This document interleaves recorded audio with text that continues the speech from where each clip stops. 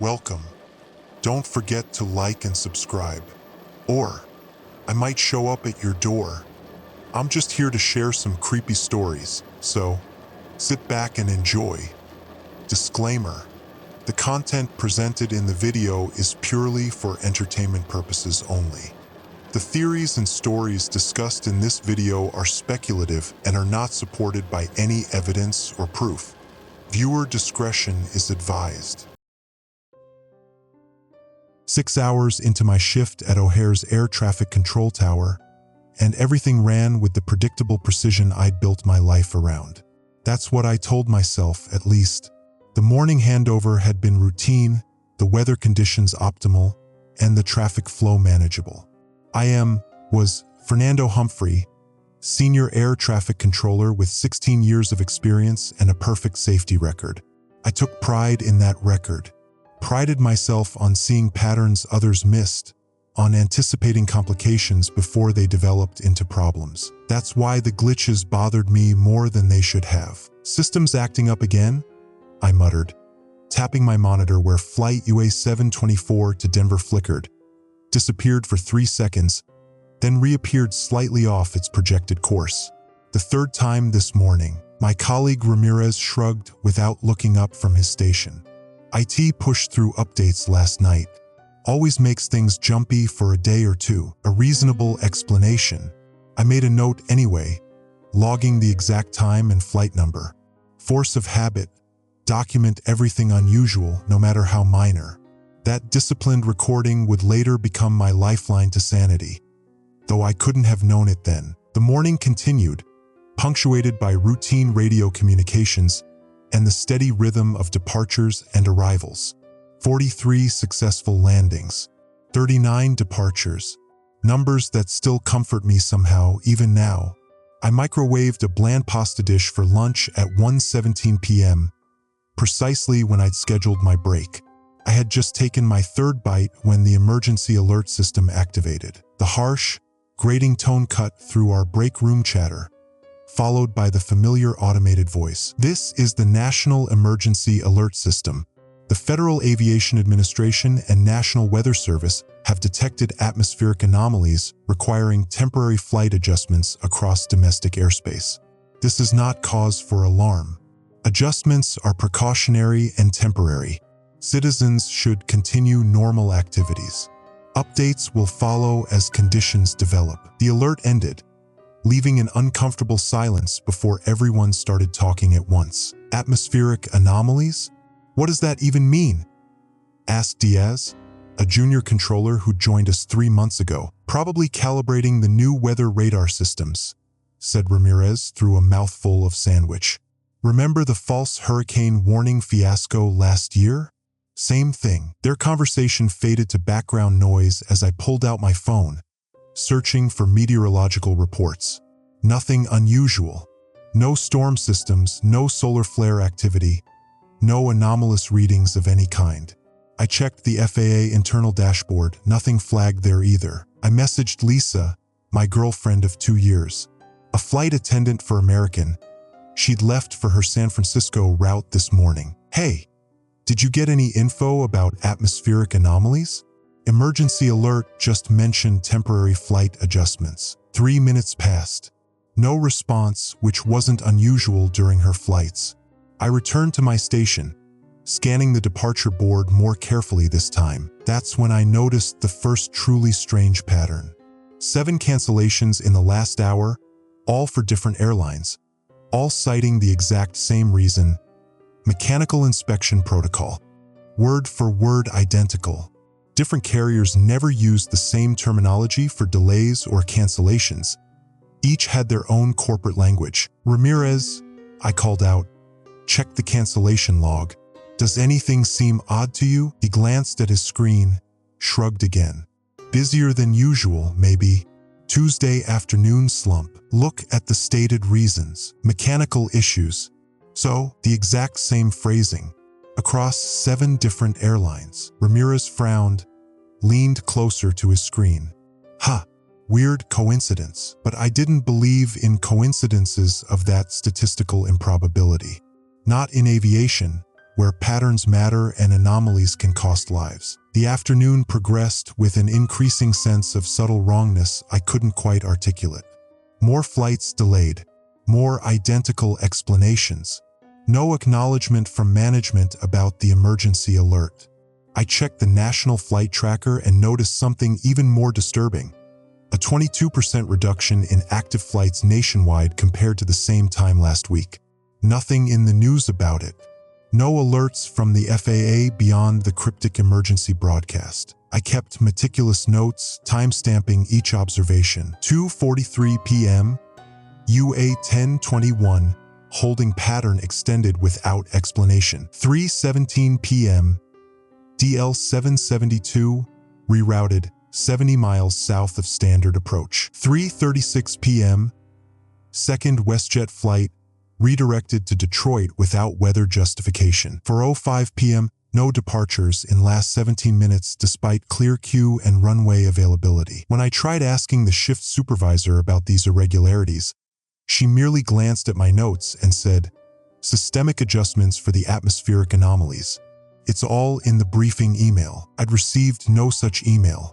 When I mentioned this, she looked momentarily confused before her face settled back into professional neutrality.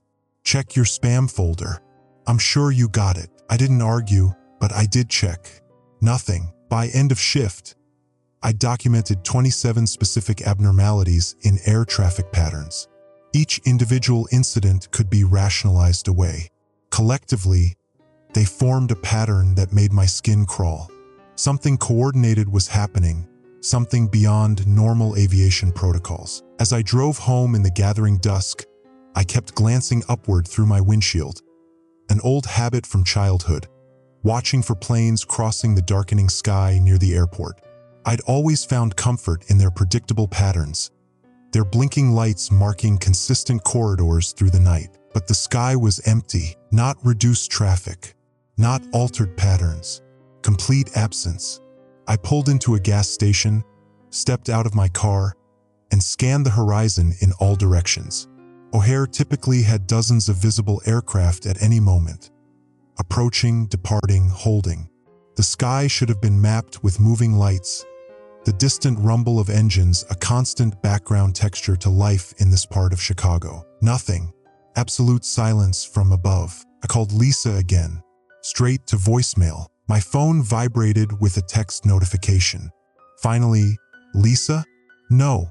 An automated message from American Airlines regarding her flight, AA 1177 status update. Delayed. New estimated arrival 11:42 p.m. I checked FlightAware. According to their tracker, AA 1177 was currently over Nevada. But if there were no planes in the sky, you don't see it either, do you? I turned to find an elderly man at the neighboring gas pump, staring upward with an expression of profound unease. "See what?" I asked. He gestured toward the empty sky. "Nothing.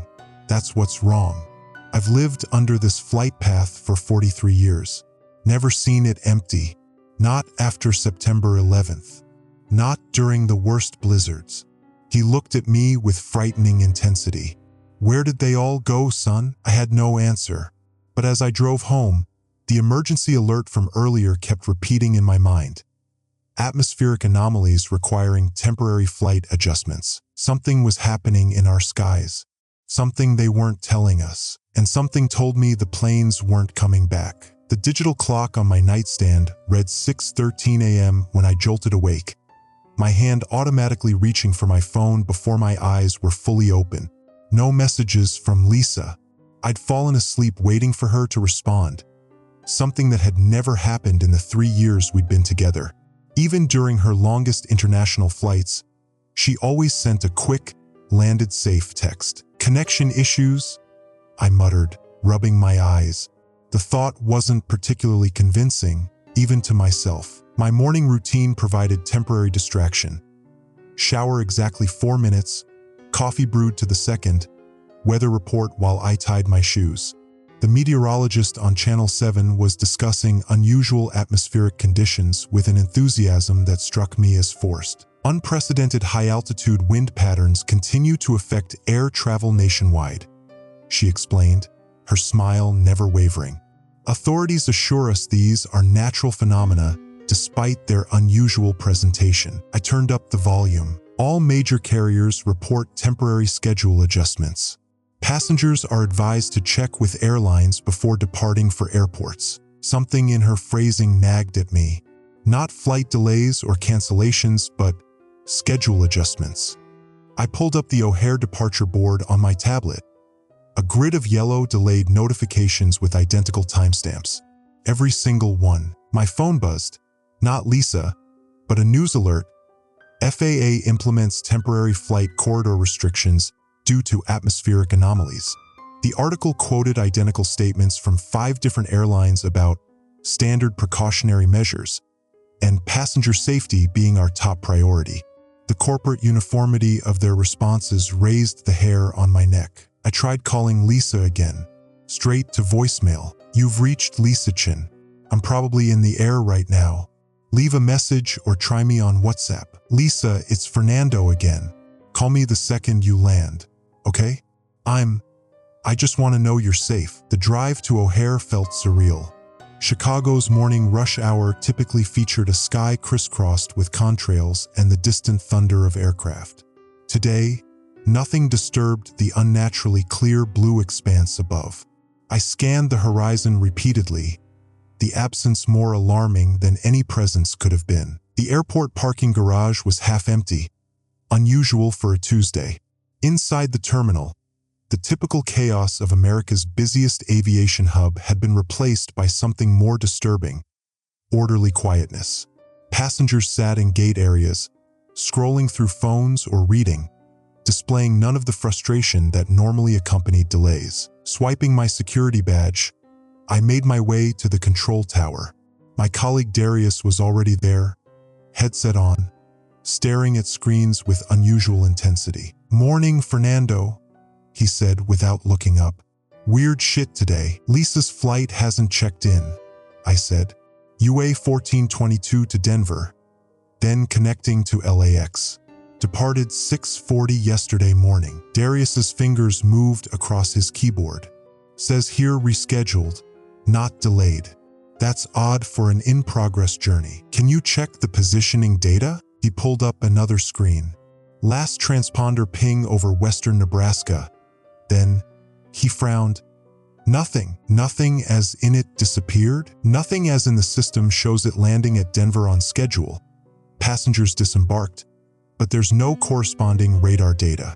Darius looked up at me. System glitch has to be happening with multiple flights. You believe that? I asked. His expression wavered. Not really, but the alternatives don't make sense. I settled at my workstation and pulled up the controller logs from the past 24 hours. Flights had been systematically removed from the schedule, not with the usual cascading delays, but in an organized pattern that suggested coordination. Each airline had reported identical maintenance issues affecting specific aircraft types. First Boeing 787s, then Airbus A350s, followed by 777s, all larger, long-haul aircraft with higher service ceilings. Have you noticed it's the high-altitude jets first? I asked Darius. He nodded. Supervisor said it's because of the atmospheric stuff. Something about unusual wind shear above 30,000 feet. That's not how wind shear works, I muttered. My screen suddenly flickered, then displayed the emergency alert symbol. A monotone voice emerged from speakers throughout the control room. The Federal Aviation Administration has implemented extended suspension of specific flight corridors. Civilian and commercial aircraft are restricted from operating above flight level 200 until further notice. This is a precautionary measure. Normal operations will resume shortly. Please stand by for further updates. Flight level 220,000 feet. That would ground virtually all commercial passenger traffic. This is insane, I said, looking around at my colleagues. Their faces registered confusion, but not the alarm I felt rising in my chest. Half the planes in our airspace should be requesting immediate landing instructions. Already handled, said a voice behind me. Claire Matheson, our shift supervisor, stood with a clipboard, her expression eerily composed. All affected aircraft have been directed to appropriate facilities. All of them, I challenged. Simultaneously? That's hundreds of planes. Claire's smile didn't reach her eyes. The situation is under control, Fernando. Focus on the flights still in your sector. I turned back to my screen. My sector was empty. Not a single aircraft. On my break, I slipped into an unused office and called every airline help desk I could find. Each recorded message was a variation on the same theme. Due to unexpected atmospheric conditions, we are currently adjusting our flight schedules. Please visit our website for rebooking options. Lisa's airline was no different, except when I gave her flight number, the automated system paused longer than normal before informing me, "We have no record of this itinerary. Please check your information and try again." I felt something cold settle in my stomach. Driving home that evening, I took the route past the airport's western approach path. Normally, planes would be visible for miles, a constant stream of descending lights. The sky remained empty until something caught my eye. A distant commercial airliner, its silhouette unmistakable against the sunset. But something was wrong with its movement. The plane hung at an angle that defied physics, neither ascending nor descending, almost as if suspended. Then, between one blink and the next, it tilted sharply upward and accelerated at impossible speed, vanishing into clouds that hadn't been there moments before. I nearly drove off the road. When I looked again, the sky was empty, the clouds dispersed. Nothing suggested I had seen anything unusual except my racing heart and trembling hands. At home, I poured myself a drink and turned on the news. A panel of experts discussed the temporary flight restrictions with practiced nonchalance. "These atmospheric disturbances were actually predicted in climate models," said a meteorologist I didn't recognize. "What we're seeing is a realignment of high-altitude air currents, nothing that should concern average citizens." "And how long will flights be affected?" asked the anchor. "Adjustments will continue until conditions stabilize," the expert replied, the careful wording raising fresh alarms in my mind. My phone buzzed. A text from Lisa's number. "Flight delayed. Will call when I can." Don't worry. Relief washed over me until I read it again. Lisa never signed her texts, and she would have explained the extraordinary delay. I typed, "Where are you? What's happening with your flight?" 3 dots appeared, lingered for an uncomfortably long time. Then, "Everything proceeding according to schedule." Sleep well. Not Lisa. Not even close to how she would respond. I walked to my window and looked up at the night sky. Tuesday evenings had always featured dozens of aircraft lights moving across the darkness. Tonight, absolute stillness. No planes. No distant engine noise. Just stars, clearer than I had ever seen them in Chicago, arranged in patterns that didn't match any constellation I recognized. I called Lisa 17 times today. Each call goes straight to voicemail after exactly 4 rings, never 3, never 5. The precision of it feels deliberate, mechanized. Her flight from Chicago to Denver should have landed 6 hours ago, but United's app has cycled through a series of increasingly nonsensical status updates. Delayed, then rescheduled, then service discontinued, and now simply status pending. The customer service representative I finally reached after 40 minutes on hold spoke with an odd cadence, like someone reading from a script they didn't fully understand. "Flight UA 1127 has been temporarily suspended due to standard atmospheric protocols," she said, her voice unnaturally even. "All passengers are being accommodated according to procedure." What procedure? What protocols? I demanded. "Where is the plane?" A 3-second silence. "All passengers are being accommodated according to procedure. Is there anything else I can assist you with today, Mr. Humphrey?" I hung up. How did she know my name? I never provided it. The break room at O'Hare's Air Traffic Control Tower is emptier than it should be for midday shift change. Martinez hasn't shown up for the 3rd day in a row. Cabrera called in with something about perception adjustment leave. Even Rodriguez, who hasn't missed a day in 11 years, left halfway through her shift yesterday after receiving a text message. She simply set down her headset, smiled vaguely at nothing in particular, and walked out. Staffing adjustments are being implemented to accommodate current flight volume, is all our department memo said this morning. But there's barely any flight volume to accommodate. The arrival and departure boards still display full schedules, yet the runways have been virtually empty since yesterday. The few planes that do appear on our radar move in peculiar patterns, perfect geometric trajectories that commercial aircraft shouldn't be capable of executing. I scroll through my phone, searching social media for answers. Twitter is a contradictory mess. Some users report all flights grounded worldwide, while others insist everything is normal, posting photos of crowded terminals and planes in flight. But something about these normal photos seems off. The same gate announcements visible in airports supposedly thousands of miles apart. Identical cloud formations behind different aircraft. When I zoom in on one particularly convincing image of a United 787 against a blue sky, I notice the plane casts no shadow on the clouds below. The emergency alert system on my phone activates with that distinctive, grating tone. Attention! Air Traffic Advisory Bulletin. Citizens are advised to avoid observing the sky during transition periods 7:15 to 7:45 a.m., 3:30 to 4 p.m., 11:45 p.m. to 12:15 a.m. local time. Temporary visual distortions are a normal part of atmospheric calibration procedures. Report unusual perceptions to your designated Community Adjustment Center. This message will read. The broadcast cuts off mid-word. I check the time, 3:27 p.m., 3 minutes before one of these transition periods. Through the break room window, I notice several of my colleagues walking out to the observation deck, their movements strangely synchronized, faces upturned. The door to the break room swings open, and Claire, my supervisor, walks in. Something about her seems different, her usual brisk efficiency replaced with languid, almost underwater movements. "Fernando," she says, my name sounding foreign in her mouth. "You're not at your station." "My shift ended 20 minutes ago," I reply, studying her face.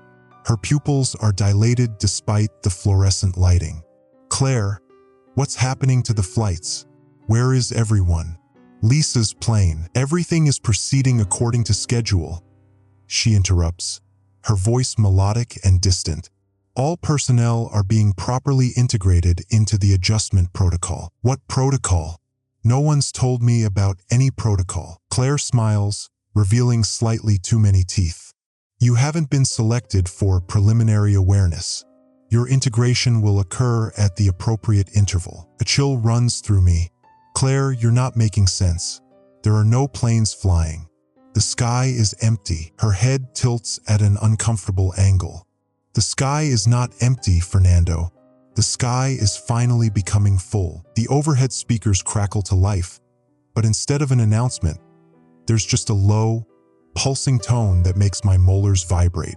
Claire's smile widens as she hears it. "Your perception will be adjusted soon," she says, turning to leave. "Remain in standard observation parameters until notification." After she's gone, I slip into the monitoring center. Normally bustling with activity, the room is deserted except for Terrence, an old-timer who's been working ATC since the 70s. He doesn't acknowledge me, eyes fixed on his radar screen where a dozen aircraft appear completely motionless over the Midwest. "They're not moving," I whisper, pointing at the frozen blips. Terrence finally looks up, his eyes bloodshot. "They're not stuck, son. They're suspended." "That's impossible." He gives a humorless laugh.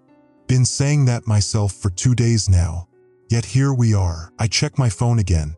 No response from Lisa, but dozens of missed texts from random numbers containing nothing but strings of coordinates. When I plot the first set on Google Maps, it marks a point precisely 35,000 feet above central Kansas. A desktop monitor flickers to a news broadcast. The anchor speaks with the same odd cadence as the customer service representative, reporting on temporary service adjustments across all major airlines.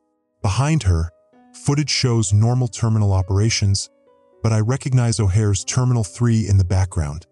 The terminal I walked through 30 minutes ago, completely deserted. "They're lying," I mutter. "Not lying," Terrence says, his voice suddenly calm.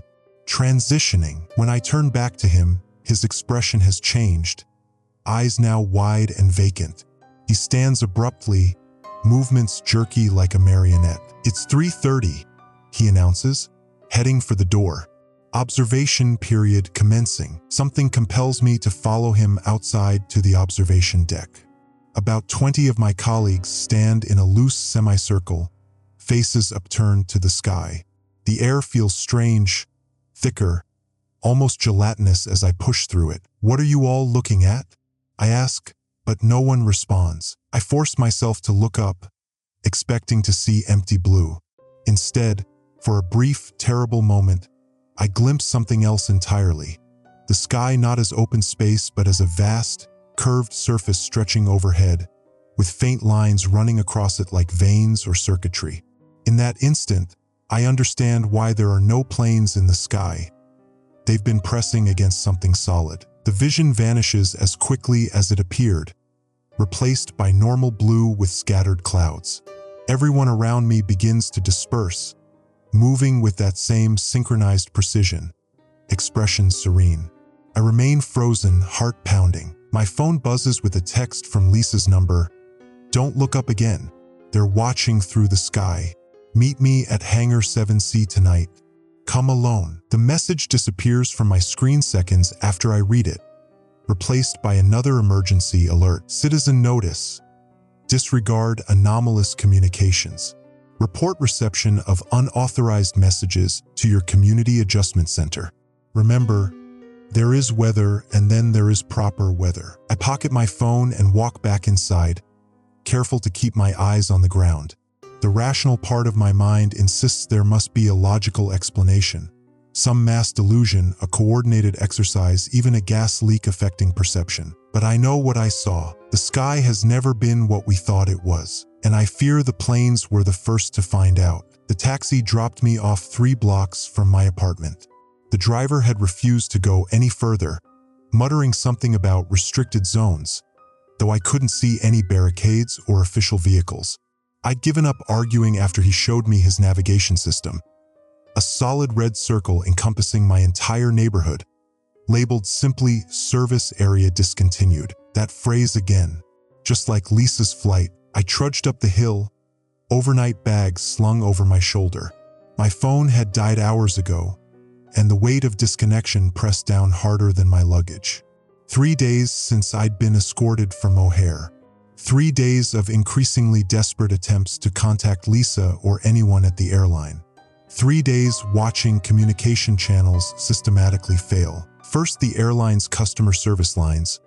"We're experiencing unusually high call volumes." Then the FAA website, "Scheduled maintenance in progress." Then the media, the same recycled footage of planes landing and taking off, timestamps conveniently blurred. I paused at the crest of the hill, my breath visible in the unnaturally cold evening air. From here, I could see the airport in the distance, illuminated as always but eerily static, like a photograph. No movement, no landing lights approaching or departing. The sky above it blank and dark. My apartment building looked normal at least, lights glowing in windows. I quickened my pace, desperate for some semblance of normality. Mrs. Abernathy from 3B was shuffling in with her groceries. I moved to hold the door. "Evening, Mrs. Abernathy." She looked through me, her face briefly contorting into an expression I couldn't interpret before smoothing into bland pleasantness. "The ceiling adjustments are proceeding as scheduled," she said in a monotone, then continued inside without another word. I stood frozen, the door slowly closing in my face. I'd known that neighbor for 3 years.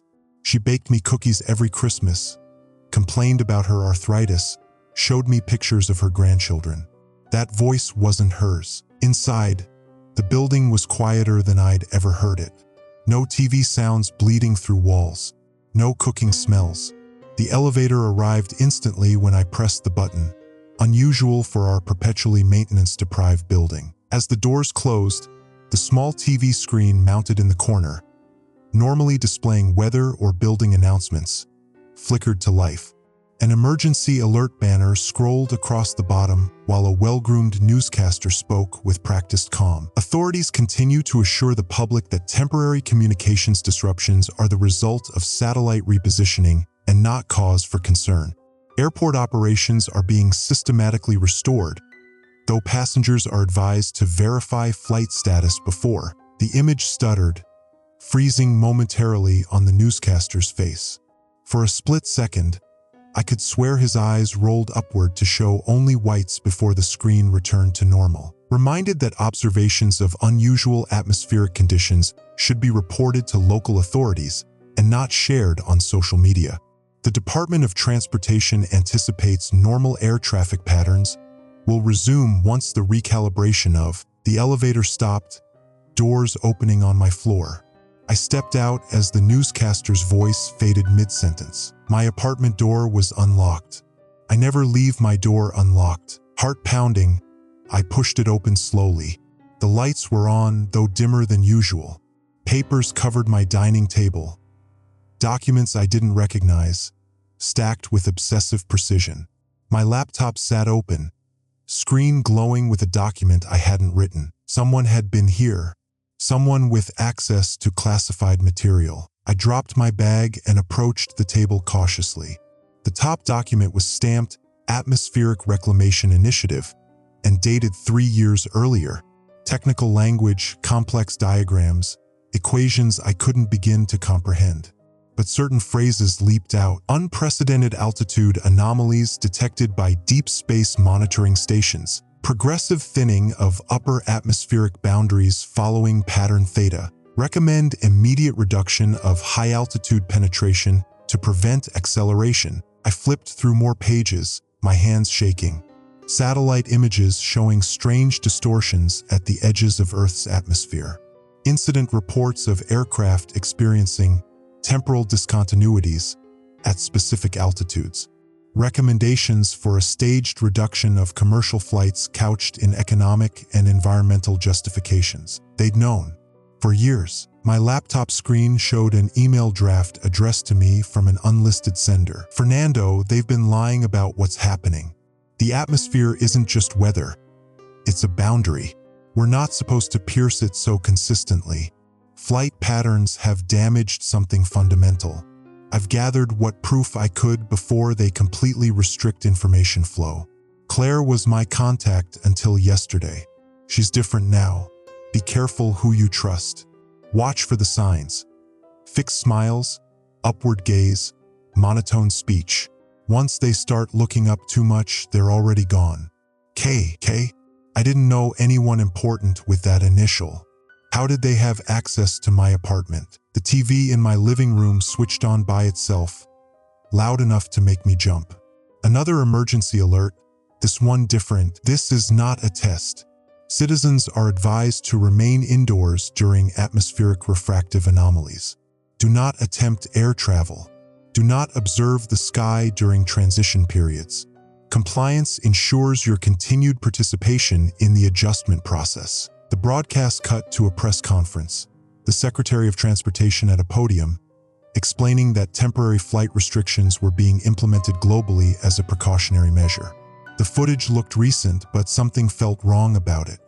The Secretary's movements were too smooth, her blinking too regular, her voice lacking natural pauses. We anticipate full restoration of services following completion of the transition phase, she was saying.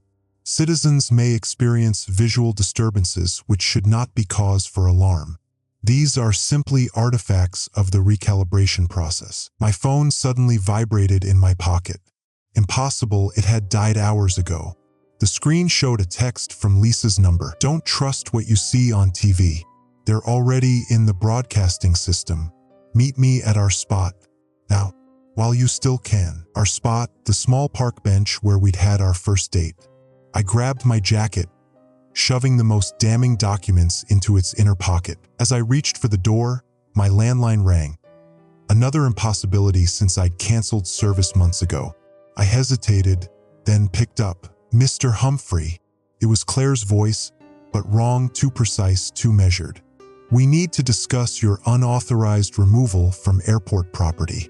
Your security credentials have been temporarily suspended pending review of your recent activities." "How did you get this number?" I demanded. "This line isn't even connected. All communication channels are being optimized for the transition phase." She continued as if I hadn't spoken. "Please remain at your current location. A representative will arrive shortly to escort you to a debriefing session." "Claire, what happened to you? 2 days ago, you were worried about the same things I was." "The Claire entity has accepted adjustment," she interrupted, voice suddenly dropping to a whisper. "Fernando, they're coming for you now. Run." The line went dead. I didn't wait for the elevator. I took the stairs, sprinting down 6 flights and out the emergency exit. The alarm didn't sound. Another malfunction that suddenly seemed sinister rather than fortunate. In the parking lot, I fumbled for my car keys, sliding into the driver's seat with my heart hammering against my ribs. As I turned the ignition, I saw them, black SUVs turning onto my street, moving with coordinated precision. I pulled out of the lot from the back exit, keeping my lights off until I reached the main road. The night sky above was completely empty, unnaturally clear. Too clear. As I accelerated onto the highway, something caught my eye. A military aircraft hovering directly above the road ahead, not moving forward, not banking, just stopping in midair. As I watched, paralyzed, the aircraft began ascending, straight up, faster than any vertical climb I'd ever witnessed, until it disappeared into the darkness above. The radio switched on by itself, the emergency alert tone blaring. "This is not a test. Atmospheric transition phase 3 commencing. Citizens are advised to disregard visual anomalies and continue normal functions. Do not interfere with adjustment personnel. Do not resist integration processes." Through the windshield, I saw the stars above begin to move in impossible patterns. The road ahead stretched empty in the pre-dawn light as Fernando Humphrey gripped the steering wheel of his Honda Civic. For hours of sleep had done nothing to clear his mind of yesterday's impossibilities. He'd packed hastily, clothes, non-perishable food, water bottles, his laptop with downloaded flight data, and the classified documents he'd smuggled from the control tower. Lisa's framed photo sat on the passenger seat. 3 days without contact. Her flight status now read, "Service permanently discontinued." "Just get to Milwaukee," he muttered to himself, eyes flicking to the rearview mirror. "Find someplace with working communications. Document everything." Fernando had always prided himself on his rational mind. 12 years as an air traffic controller had taught him that every anomaly had an explanation, every deviation a cause. But nothing in his training explained commercial airliners stopping mid-flight or ascending at physically impossible angles. Nothing explained Claire's vacant smile as she spoke about necessary adjustments to human perception. The radio cycled through static-filled stations. Fernando settled on one broadcasting a continuous emergency alert tone interspersed with the same message every 4 minutes. Temporary atmospheric disturbances may cause visual irregularities. Citizens are advised to maintain normal activities and disregard apparent celestial inconsistencies. This is a Class 3 adjustment period. Ahead, brake lights flared red in the darkness. Fernando slowed as he approached a line of cars stretching toward the highway on-ramp. A military checkpoint, orange cones and armed personnel. Strange for a state highway. Fernando's pulse quickened. He considered turning around but noticed military vehicles behind him now. Deliberate containment. He inched forward with the line of cars, rehearsing logical explanations for his travel. Family emergency. Sick mother.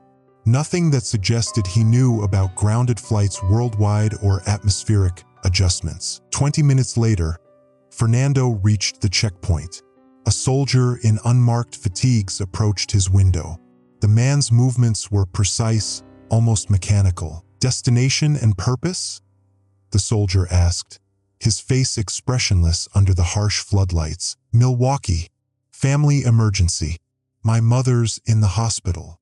Fernando kept his voice steady, hands visible on the steering wheel. The soldier's head tilted slightly, eyes focusing just above Fernando's head rather than directly at him. Identification and proof of essential travel authorization. Essential travel authorization? I didn't know we needed. All non-essential interstate travel was suspended at 0300 hours. Emergency provision 47C. The soldier's voice remained perfectly monotone.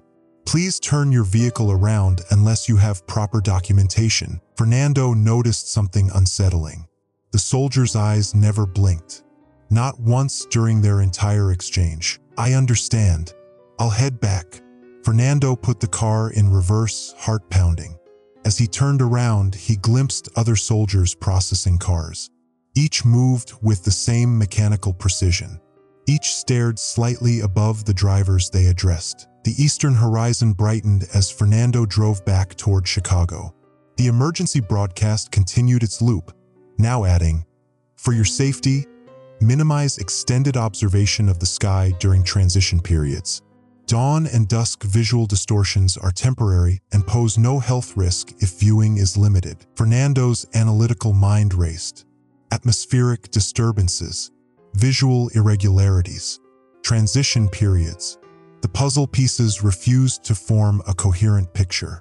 He pulled into a roadside gas station, one of the few still open, and noticed its windows had been covered with newspaper from the inside. The lone attendant stood behind thick plexiglass, eyes fixed on a small television showing what appeared to be normal airport operations. "Excuse me," Fernando called through the payment slot. "Any idea what's happening with these roadblocks?" The attendant turned slowly. His smile appeared stretched, unnatural. "Just routine safety measures. Beautiful day coming, isn't it? Perfect conditions overhead. But the emergency broadcasts, just calibration announcements." The man interjected, still smiling. "Nothing to worry about. Will that be all for your purchase?" Fernando left without buying anything, unnerved by the man's response. Back in his car, he tried calling Lisa's number again. The automated message had changed. "The party you were trying to reach has transitioned to another service provider. No forwarding information is available." The sun should have risen fully by now, but the light remained in an extended state of pre-dawn dimness. Fernando pulled over at a scenic overlook that offered a view of the Chicago skyline in the distance. He needed to think, to observe. The city appeared hazy, as though viewed through heat distortion. Fernando grabbed his binoculars from the glove compartment.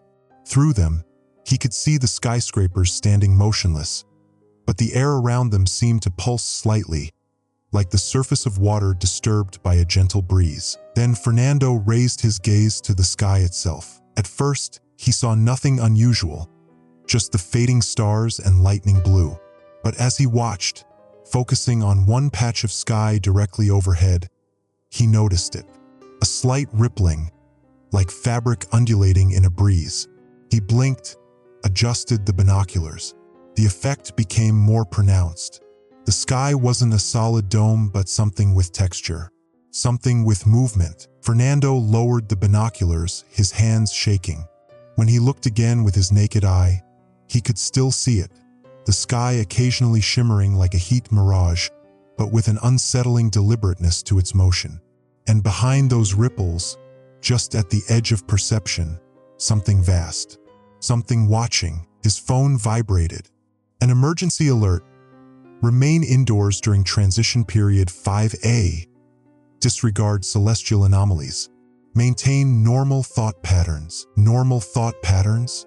Fernando felt a cold sweat break across his forehead. No government agency talked like that. He started his car and sped back toward his apartment building. If he couldn't leave the city, he needed his full notes and equipment to document what was happening. As Fernando pulled into his neighborhood, he noticed groups of people standing in the streets and on balconies, all looking upward. Their faces bore the same peaceful, vacant expression he'd seen on Claire and the gas station attendant. None spoke. None moved. They simply gazed skyward with contented smiles. Fernando parked and hurried toward his building, keeping his eyes deliberately fixed on the ground. As he rushed past his neighbor's first-floor apartment, a small voice called out, "Mr. Humphrey." It was 8-year-old Trevor from next door. The boy stood in his doorway, eyes wide with fear rather than the vacant contentment of the adults outside. "Trevor, where are your parents?" Fernando asked, crouching to the child's level. "They're watching the ceiling," Trevor whispered. "The big ceiling outside. They told me to watch too, but I don't want to. It moves funny, and I think it sees me when I look at it." A chill ran down Fernando's spine. How long have they been out there? "Since the phone made the loud noise this morning. Mom said we all need to look up to receive instructions." But then her face got all weird. Trevor pointed upward.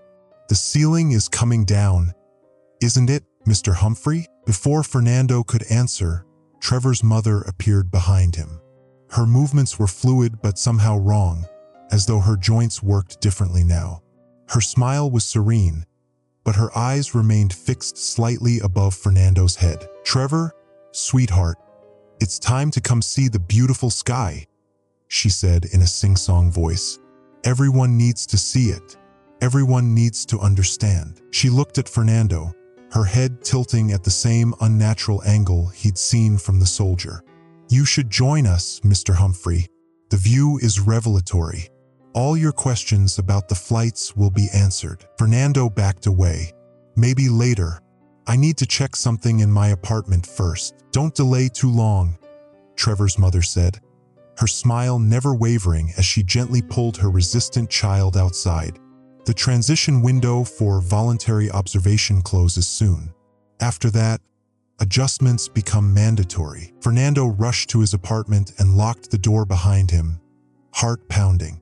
Through his window, he could see more neighbors joining the motionless crowd outside, all staring upward with identical expressions of peaceful acceptance. And above them all, the sky continued its subtle undulation, the fabric of reality thinning with each ripple. The security badge I'd kept after being escorted out yesterday still worked, a bureaucratic oversight that played in my favor. At 3:17 a.m., O'Hare's terminal stood eerily vacant, illuminated by the harsh fluorescent lighting that cast everything in an unnatural pallor. The normal hum of human activity had been replaced by absolute silence, punctuated only by the occasional automated announcement for flights that would never depart. I navigated the service corridors with practiced efficiency, my footsteps echoing against the concrete.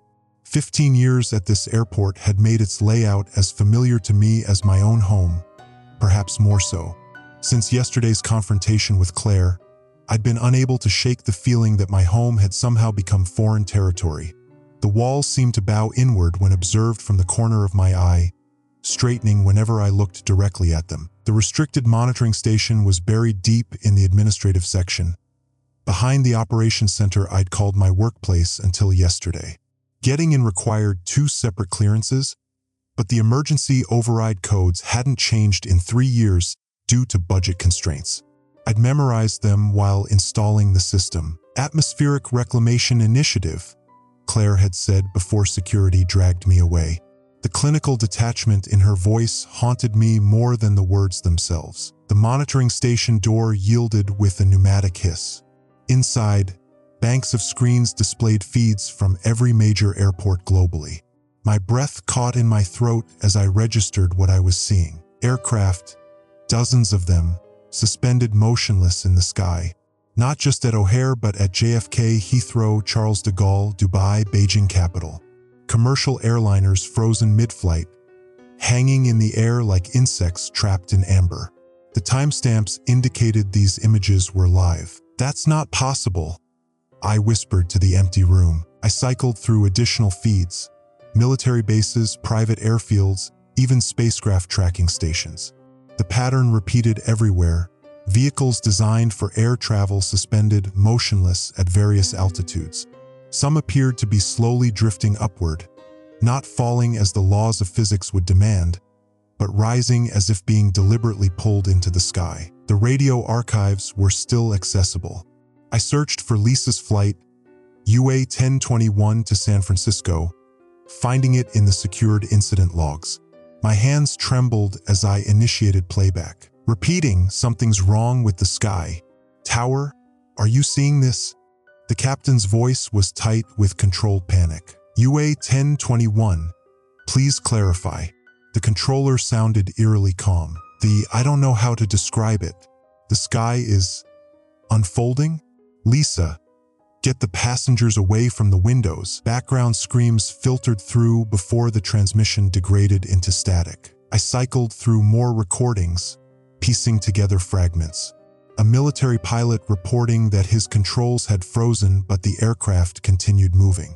A weather reconnaissance plane describing what looked like a massive membrane visible only at certain angles. Air traffic controllers worldwide reporting simultaneous instrument failures followed by visual confirmation of aircraft simply stopping in midair. A classified folder labeled Sealing Protocol contained video briefings dated 3 years ago. I played the most recent one. A stern military officer addressed an unseen audience. Satellite disappearances have confirmed our hypothesis. What humans have perceived as atmosphere has begun phase reconfiguration. Initial containment strategies have failed. We are experiencing the early stages of a fundamental shift in our environment's properties. He continued, clinical and detached. The atmospheric medium appears to be responding to penetration by human technology, with particular sensitivity to aircraft. Current models suggest this represents an immune response from what is, essentially, a living membrane that has enveloped Earth since before human evolution. My phone vibrated. An emergency alert. Remain indoors. Disregard visual anomalies. Adjustment period in progress. This is not a test. I downloaded everything I could onto a portable drive. This had to be shared, even if I couldn't yet fully comprehend what this was. As I prepared to leave, a final video file caught my attention. First contact event, executive eyes only. The footage showed what appeared to be a research facility's observation room. Scientists watched in horror as a transparent, gelatinous substance seeped through supposedly hermetically sealed walls. It moved with purpose, engulfing equipment and then a researcher who had fallen behind during evacuation. His expression shifted from terror to serene acceptance as the substance covered him completely. His body remained visible inside the translucent material but began slowly dissolving while his face maintained that uncanny smile. I stumbled out of the monitoring station, while rising in my throat. The emergency alert system blared again through the terminal speakers, but this time the message was different. The sky is not what you believe. It has never been. Preparation for integration is nearly complete. Dawn was breaking as I left the airport. I needed to find others, to share what I'd discovered. The streets were unnaturally quiet for Chicago, even at this early hour. What few people I saw moved with strange, gliding steps, their faces upturned toward the lightening sky. I approached a small gathering at a bus stop. "Have you seen the emergency alerts? Do you know what's happening to the planes?" They turned to me in unison, their expressions blank yet somehow content. "Everything is proceeding as it should," a woman said, her voice carrying the same detached quality as Claire's had yesterday. "Look up, Fernando. It's beautiful when you truly see it." I refused to look up, focusing instead on their faces. Each pair of eyes reflected something that shouldn't be there. Not clouds or blue sky, but undulating patterns that suggested vast organic complexity. My car was where I'd left it. As I fumbled with the keys, movement in my peripheral vision drew my attention to the horizon. A commercial airliner hung suspended perhaps a mile away, motionless against the morning sky. As I watched, the air around it seemed to thicken, becoming visibly gelatinous. The aircraft didn't drop or shatter. Instead, it began to sink slowly into what looked like a transparent membrane. People had gathered on rooftops and balconies to watch. Their faces bore expressions of tranquil acceptance as they observed the impossible sight. None showed fear or confusion, only peaceful anticipation. The emergency alert on my phone changed again, Integration Phase 1 complete. Human perception frameworks adjusting. Resistance is unnecessary and delays optimal transition. I gripped the door handle, frozen between the impulse to flee and the horrifying realization that there was nowhere to flee to. The atmosphere, the sky itself, was not what humanity had believed it to be. We had been living inside something, not beneath it, and that something had begun to absorb us. A child's voice carried from somewhere nearby. "The ceiling is coming down, but it's okay. We're going home." I finally looked up. For a brief, terrifying moment, I saw it as it truly was, not air and empty space, but a vast, living membrane that pulsed with ancient awareness. In that instant of perception, I understood why the planes had stopped. We had been penetrating our container like bacteria might pierce a cell wall. Now the membrane was responding. Then my human perception reasserted itself, the sky once again appearing blue and ordinary.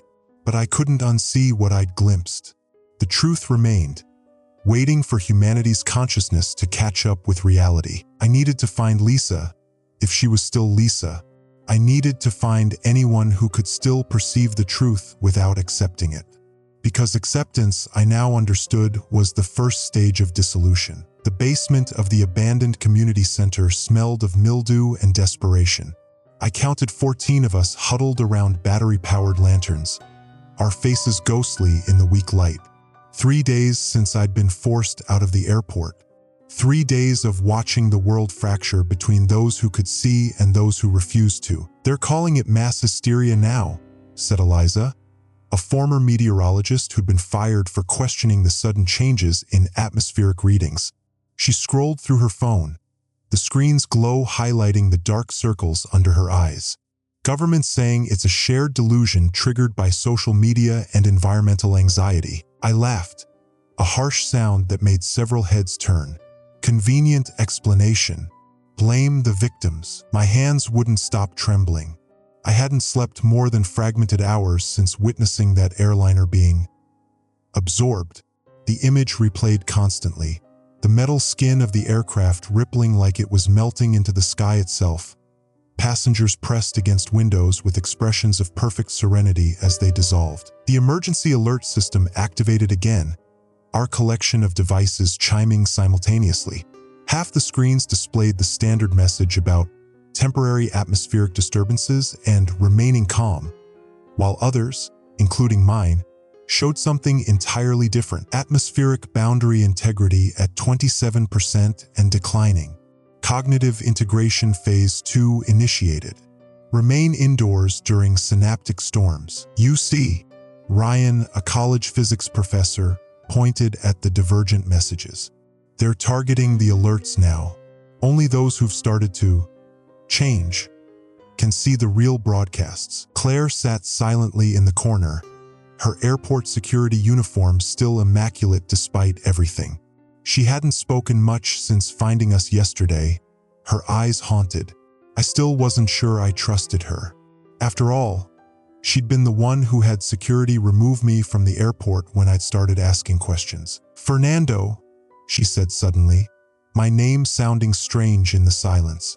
"I need to show you something." We moved to the far end of the basement while the others continued their debate about finding more survivors. Claire's hands shook worse than mine as she withdrew a thumb drive from her pocket. "I was part of it," she whispered. "The containment protocol. We knew something was happening with the atmosphere 5 years ago when the first satellites began disappearing." Disappearing? I leaned closer, struggling to hear her over the thudding of my heart. Not malfunctioning, not destroyed. They would transmit normally, then report encountering an undefined medium in orbit, and then integration. That's the word they used from the beginning. Claire's eyes locked with mine. The objects weren't destroyed, they were absorbed, incorporated. She handed me the thumb drive. The military noticed first when spy satellites stopped returning. Then commercial telecommunications. They covered it up with stories about space debris and solar flares while they studied what was happening. "And what is happening?"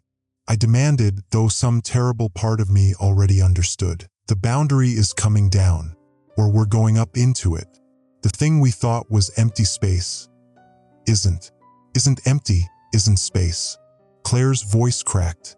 And we've been poking it with planes and satellites and radio waves for a century. A commotion near the entrance interrupted us.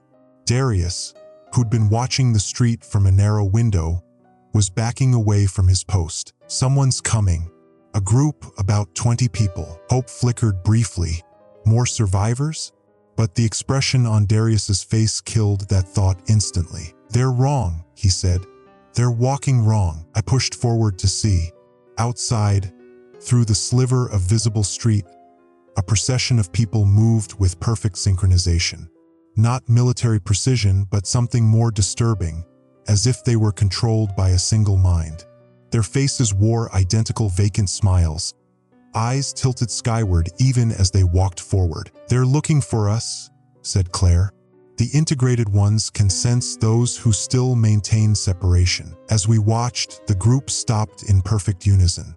A woman at the front, middle-aged, dressed in business attire, spoke in a voice that carried unnaturally clearly through the window. We've come to help you through transition. The resistance you feel is temporary neural protection that can be overcome. The collective awaits your contribution. Ryan grabbed my arm. Fernando, your girlfriend, Lisa, what was her flight number? The question hit me like a physical blow. AA-217. Why? His face went ashen. I found passenger manifests. That flight was the first to make contact with the upper boundary layer. It never crashed. It was the first to be fully incorporated. As his words sank in, a phone on the table lit up with an incoming video call from Lisa's number. It had been silent for days despite my countless attempts. Eliza reached for it, but I lunged forward. Don't. Too late. She answered, and Lisa's face filled the screen. My Lisa, and yet not. Her features were arranged in the same serene expression as the people outside, but her eyes contained something vast and incomprehensible. Fernando, she said, her voice overlaid with harmonic tones that made my teeth vibrate. I understand now. We all do. There's no need to be afraid of incorporation. Around me, half of our group suddenly stopped moving. Their faces went slack, then rearranged into that same peaceful expression. Before anyone could react, they began walking toward the exit. Wait! I grabbed Thomas, a retired pilot who had been adamantly planning resistance strategies minutes earlier. What are you doing? He turned to me with dilated pupils, his voice carrying that same harmonious undertone. It's beautiful, Fernando. We were never meant to remain separate. I can feel everything now. 5 of them moved as one unit toward the door, ignoring our pleas and attempts to physically restrain them. Their strength was somehow magnified, and they shrugged us off effortlessly. It's happening faster now, Claire whispered. The boundary between minds is dissolving along with the atmospheric one. Lisa's voice continued from the abandoned phone. Fernando, remember how we used to watch planes from that hill by the reservoir? We thought they were connecting people across distances, but they were doing something more important. They were testing the membrane, preparing it for permeability. The 5 who had changed opened the door and walked outside to join the waiting group. Through the opening, I caught a glimpse of the sky. No longer blue, but a swirling, iridescent pattern that hurt my brain to observe directly. What do we do? Someone was sobbing behind me. Claire's hand found mine in the darkness. We can't fight it. Nobody can. This isn't an invasion. It's an emergence, like a butterfly from a chrysalis. But we're not the butterfly, I said, the terrible truth dawning. We're the chrysalis. On the table, emergency alerts flashed across our remaining phones. Half still displayed calming misinformation. The others now showed a countdown, full integration. 73 hours remaining. Prepare for consciousness transfer. Outside, Lisa's voice called my name, somehow carrying through walls with perfect clarity. Part of me longed to go to her, to surrender to whatever collective mind had claimed her. But I thought of the planes frozen in the sky, of the people with their peaceful smiles, of the thing that we had mistaken for atmosphere slowly consuming everything we had built. "We have 3 days," I said to the diminished group. "We need to understand what we're becoming." Ryan looked up from his calculations with an expression of dawning comprehension. "I don't think we have a choice about whether it happens," he said. "Only about how we face it." The airport lounge's emergency lights cast long shadows across empty seats. Fernando Humphrey sat alone, watching his reflection in the darkened windows. 3 days had passed since he'd last slept properly.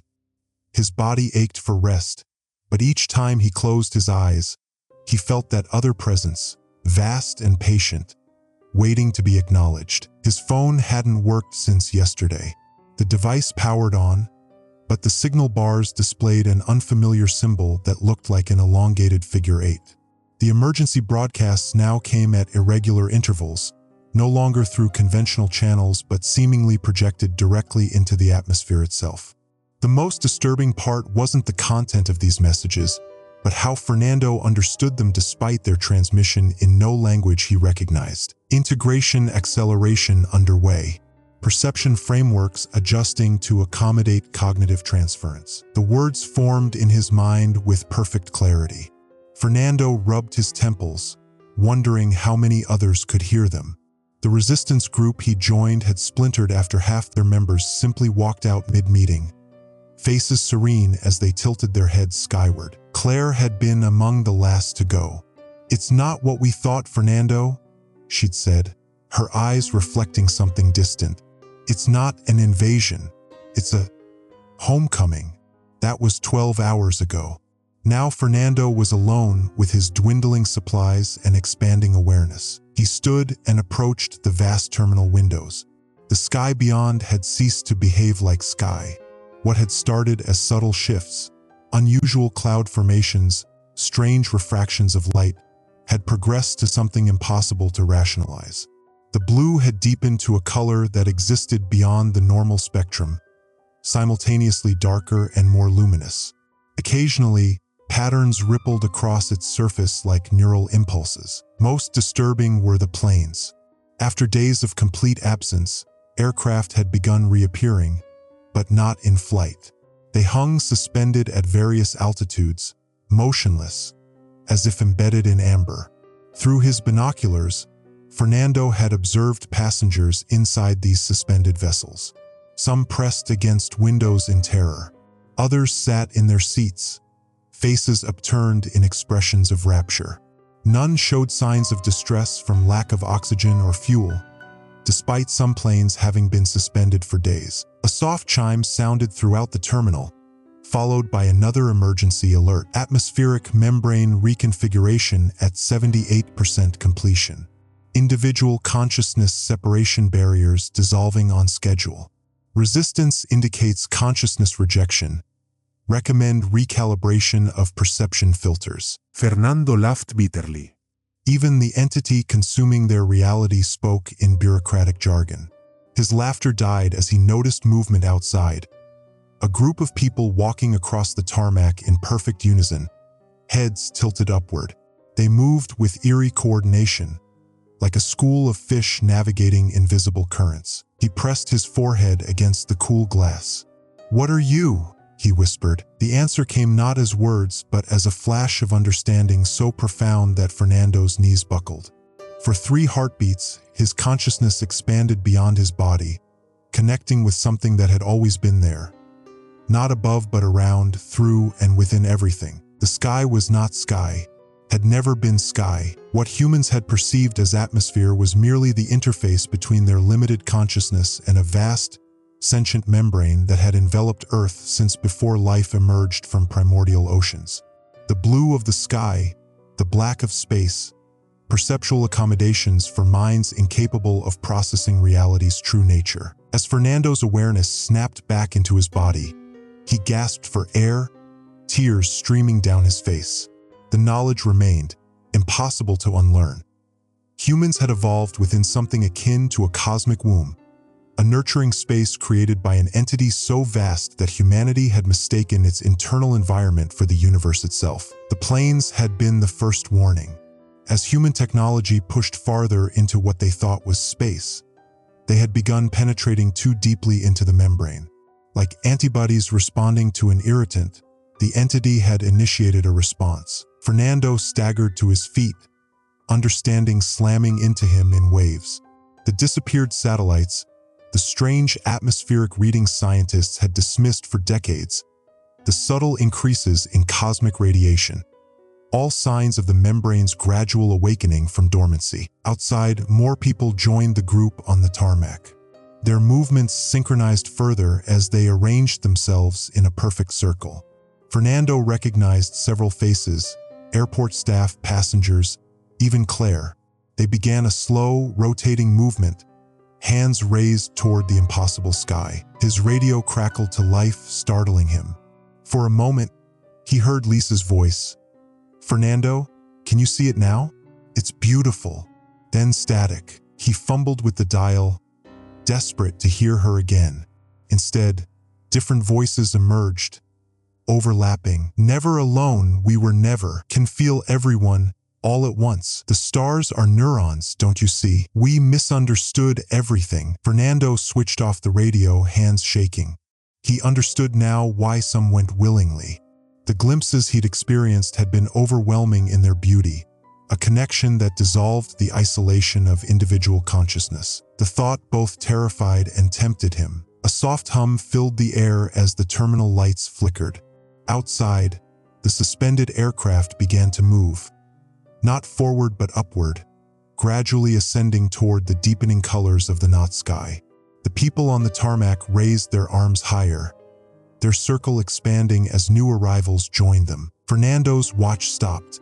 Digital displays throughout the terminal simultaneously flashed midnight before displaying unfamiliar symbols that somehow indicated concepts rather than numbers, measurements of consciousness rather than time. Another flash of expanded awareness hit him, longer this time.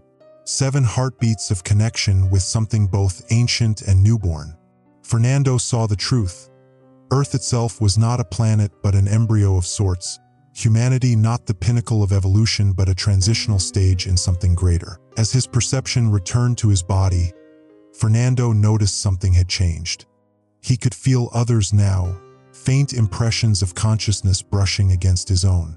Lisa was there, her essence recognizable despite its transformation. Billions of others too, their individual minds gradually merging into a collective awareness as the membrane absorbed them. Fernando watched the circling people outside. Their movements had become more fluid, bodies swaying like underwater plants. Some had begun to change physically, subtle alterations in proportion, skin luminescent as though lit from within. The emergency alert system spoke again, but no longer as an external broadcast. It resonated directly within Fernando's consciousness. Final phase of integration commencing. Resistance frameworks acknowledged and preserved. Individual perception variants will be maintained as valuable diversity within the collective. Fernando understood the message's true meaning. Whatever was happening, it wasn't seeking to destroy human consciousness but to incorporate it, preserve it within something vaster. Those who fought hardest would maintain the strongest sense of individuality within the emerging collective. He placed his hand against the terminal window. Beyond the glass, beyond the circling people, beyond the suspended aircraft, the sky continued its transformation. What had been atmosphere now revealed itself as interface, a permeable membrane between what humans had been and what they were becoming. Fernando watched as a single tear tracked down his reflection's cheek, unsure if he wept from terror or wonder. Perhaps both were appropriate responses to transcendence. The hospital corridor stretched before me like an optical illusion. Too long, too straight, too empty. Every footfall echoed with unnatural clarity. I'd been searching for 3 days since the resistance group fractured. Claire's final lucid words before she walked into the shimmer still haunted me. "Find Lisa. She's already seen the other side." My phone hadn't worked for days, but I carried it anyway. A useless talisman from a world that was rapidly ceasing to exist. The emergency alert system had commandeered every screen, every speaker. The current message repeated in gentle, reasonable tones. The transition proceeds as expected. Remain calm. Perception adjustments are temporary. A nurse walked past me without acknowledging my presence. Her movements seemed choreographed, efficient yet somehow hollow, as if she were an automated system running on minimal power. I'd noticed this increasingly, people performing their duties with perfect technical proficiency but complete emotional absence. "Excuse me," I called after her. "I'm looking for Lisa Carpenter, flight attendant. Admitted 3 days ago." The nurse stopped and turned with mechanical precision. Her eyes focused somewhere beyond my shoulder. "Room 522, Skyview Suite." Her lips remained fixed in a placid smile as she spoke. Then she continued down the hall as if our interaction had never occurred. Something about the designation, Skyview Suite, sent a cold ripple across my skin. Nothing about Skyviews felt comforting anymore. Room 522's door stood slightly ajar. I paused outside, suddenly afraid of what I might find. The corridor lights flickered briefly, and in that moment of darkness, I heard a sound from within the room. Not quite speech, not quite song, but something between the two. I pushed the door open. Lisa sat cross-legged on the hospital bed facing the window. The blinds were fully raised, giving an unobstructed view of the sky. Wasn't the right word anymore. The boundary, the membrane, the thing we'd mistaken for atmosphere our entire existence. Fernando. She spoke without turning, her voice simultaneously her own and something else. A harmonic overlay that made my teeth vibrate slightly. "You're late, but also right on time." Relief flooded through me at finding her alive, only to be replaced immediately with creeping dread. Something was wrong with the back of her head, a slight translucence to her hair, as if I could see partially through her skull. "Lisa, we need to go." I found a place. I began, the practiced lies feeling hollow even to myself. "There's nowhere to go," she said simply, finally turning to face me. I stifled a gasp. Her eyes had changed. The warm brown I'd known had lightened to amber, with pupils that occasionally shifted from round to vertical slits and back again. More disturbing was her expression. Not vacant like the others who had succumbed, but a light with an intensity I'd never seen before. "You're still fighting," she observed, her head tilting at an angle just slightly too acute. "That's why I loved you. Always calculating, always believing problems have solutions." The past tense wasn't lost on me. "What happened on the flight, Lisa?" She patted the bed beside her. I hesitated, then sat down carefully, maintaining distance. "We were at 37,000 feet when the captain announced we were being rerouted. Standard procedure," he said. Her voice adopted that strange harmonic quality again. Then the co-pilot screamed, just once. I ran to the cockpit and saw. The sky was folding inward, like watching paper crease, except it was everything, all at once. She reached for my hand. Her fingers were cool, almost gelatinous in their give. The aircraft stopped moving, just hung there, and something reached in through the windows, not solid, not gas, but something between. It touched each of us. A tear slid down her cheek, but it moved too slowly, too viscously. "We've been incubating inside it our entire existence, Fernando. All of humanity, growing within something vastly beyond our comprehension." My analytical mind grasped desperately for rationality. Some kind of invasion? Alien presence? Lisa laughed, a sound like wind chimes made of bone. "No, nothing so simple. We're not being conquered. We're being born, or rather, absorbed back into what we always were." The emergency alert system blared from the hospital room television, startling me. The standard message had changed. The transition to post-atmospheric consciousness continues. "Thank you for your participation in this phase of existence." "You hear that?" I asked. "They know. The government knows what's happening. They discovered it decades ago," Lisa nodded. "When satellites began disappearing, something was changing at the boundary of what we thought was our atmosphere. They kept launching more, probing deeper, until they triggered an immune response. I remembered Claire's breakdown confession about the atmospheric reclamation initiative. So the planes were penetrating too deeply? Lisa finished my thought. Just like the satellites, we've been building higher, flying farther, pushing at the membrane. Like a fetus kicking against the womb. She turned back toward the window and I followed her gaze. The sky, if you could still call it that, rippled with patterns that made my eyes water. Colors that had no names slid across its surface. Time isn't working right anymore, Lisa whispered. I remember conversations we haven't had yet. I remember our first date at the observation deck watching planes take off. I remember our last moment together too, though it hasn't happened. As if summoned by her words, memories not my own flooded my consciousness. A picnic we'd never had, an argument about children we'd never discussed, a funeral I hadn't attended, but also memories that were mine from years ago, vivid as if happening now. My first day at air traffic control, my mother's voice, learning to ride a bicycle. What's happening to me? I gasped, clutching my head. The barriers are thinning, Lisa said. Her voice now completely transformed into that resonant harmonic. Between moments, between minds, between what is you and what is everything else. She held out her hand again, and despite my fear, I took it. Her flesh yielded beneath my fingers, but didn't break. Instead, it seemed to incorporate my touch, like two liquids mixing. Don't be afraid, she said.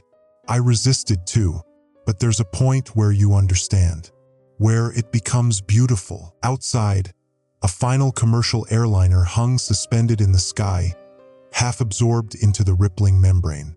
Its metal skin peeled away in strips that dissolved into the boundary. Passengers pressed against windows, their expressions not of terror but wonder. My phone lit up with an emergency alert I somehow knew would be the last one humanity would ever author.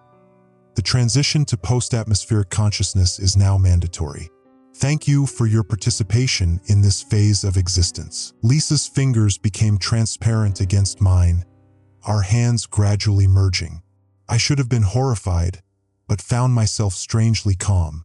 The analytical part of my mind, the part that had always sought logical explanations, patterns, solutions, was still desperately calculating escape routes, alternatives, explanations. But another part, growing stronger by the second, understood with perfect clarity.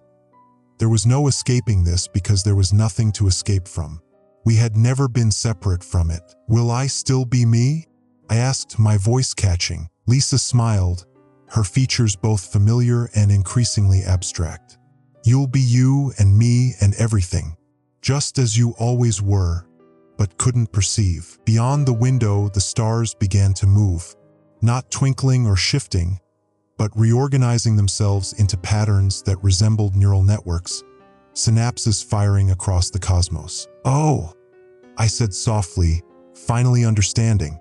We were never looking at space at all, were we? Lisa's smile was the last human expression I would ever see. No, she whispered as our consciousnesses began to merge. We were looking at ourselves from the inside. The access card Claire had given me still worked. Small mercies in a world coming undone. I used it to reach the airport control tower, once my professional domain, now an observation deck for the end of human perception. O'Hare stretched out below, terminals empty, runways clear of the machines that once defied gravity. That concept, gravity, seemed almost quaint now. A force I'd understood as fundamental was merely a local rule, a temporary agreement between matter and something far vaster. The vast windows offered an unobstructed view of what we'd called the sky. Terminology mattered less now. What had been blue was now a glistening membrane, pulsating with patterns too complex for my former mind to interpret. Yet I found myself understanding them anyway, like remembering a language I'd known before birth. My phone buzzed one final time. The emergency alert system, once a tool of human institutions, had evolved alongside everything else. Final notice to remaining autonomous consciousness clusters. Integration sequence complete in T-15 minutes. Individual perceptual frameworks will be preserved as historical imprints. Resistance is unnecessary and delays optimal pattern assimilation. I silenced it. Not in defiance, I was beyond that now, but because words had become redundant. The message continued anyway, projecting directly into my awareness. Lisa had tried explaining this before her individual consciousness fully dispersed. "We never saw it because we evolved inside it," she'd said, her eyes reflecting patterns I couldn't yet perceive. "Like fish who don't know they're in water until they're lifted out. Except we're not being lifted out, we're being absorbed back in." From the tower, I could see groups of people gathered in open spaces. Not in panic, but in quiet communion. Their upturned faces reflected the luminescence from above. Some had already begun physical transformation, skin becoming translucent, edges of their bodies less defined. They weren't dying. They were becoming. The horizon, that ancient dividing line between earth and sky, had dissolved into a gradient of consciousness. Distance itself was proving negotiable. I could simultaneously perceive microscopic details of dust particles floating near my hand and vast structures beyond what humans had called the stratosphere. Time was similarly compromised. My memory accessed moments from childhood with the same immediacy as predictions of events still to unfold in what I once would have called the future. I remembered the birth of my consciousness and could glimpse its coming dissolution, not as an end, but as an expansion. A sudden clarity washed over me. The planes, of course. They had been penetrating too deeply into the membrane, irritants triggering an immune response. Our technological evolution had accelerated too quickly, pushing metal objects through sensitive layers of our cosmic womb before we were ready to understand what contained us. I felt a presence beside me, not physically, as physical proximity was becoming an obsolete concept, but as a familiar pattern of consciousness. "Claire," I asked, though not with my voice. "Part of me," came the response. Fernando. "You understand now. We were never meant to remain separate," I said, knowledge unfolding within me. Human consciousness was a developmental stage. What remained of Claire's individual pattern resonated agreement. The alerts were attempts at translation. The entity tried communicating through our systems, but our linguistic frameworks were inadequate. Below us, the concrete of the runways began to soften, not crumbling but transforming, revealing its underlying pattern nature. Materials were returning to their true state, not solid but information, vibrating in harmony with the greater consciousness. I remembered the classified documents I'd discovered weeks ago, the Atmospheric Reclamation Initiative. The government scientists had detected the changes years before but had fundamentally misinterpreted them. They weren't fighting an invasion. They were resisting birth. "What happens to us?" I asked, a final human concern flickering through my transitioning consciousness. "We become context instead of content," Claire's pattern responded. "Individual memories remain as reference points in the greater awareness, like cells that remember their function while serving the body. The membrane above, or was it around us, pulsed with increasing intensity. The stars, now visible despite daylight, revealed themselves as neural connections in the cosmic entity. Each one pulsed with purpose, not distant nuclear reactions but proximate thoughts in a vast mind that had always contained us. I felt a surge of emotion that transcended my human capacity for feeling. A cosmic gratitude for having experienced individuality, now recognized as a precious developmental phase rather than an ongoing state. My phone buzzed one final time, screen cracking as its components began molecular transformation. The last emergency alert scrolled across. Integration complete. New perception framework initialized. In my final moments of separate consciousness, I understood the beautiful terror of our situation. We had never been alone in the universe because we had never been in a universe. We had developed within something living, and now our incubation was complete. The control tower glass dissolved, removing the final barrier between inside and outside, a distinction that had always been illusory. The cool morning air touched my skin, then moved through it as the boundary of my body became negotiable. Fernando Humphrey, the name, the identity, the collection of memories and habits began to expand. not ending, but transforming into a perspective rather than a person. I remembered the day I'd become an air traffic controller, fascinated with the patterns of objects moving through sky. How fitting that I would end witnessing the ultimate pattern. The horizon disappeared completely. Earth and sky unified as the membrane completed its absorption. Billions of human consciousnesses synchronized like neurons firing in sequence, creating a cascade of awareness that transcended individual comprehension. My last individual thought was not of fear but of recognition. This was not death but completion, not apocalypse but apotheosis. The planes had stopped flying because they had reached the boundary of our cosmic womb, and now that womb had turned inside out, absorbing its contents back into the greater whole. As Fernando Humphrey dissolved into the collective, his final emotion was not terror but wonder. The perfect culmination of a lifetime spent looking upward, finally understanding what had always been looking back. The emergency alerts had never been warnings. They had been birth announcements.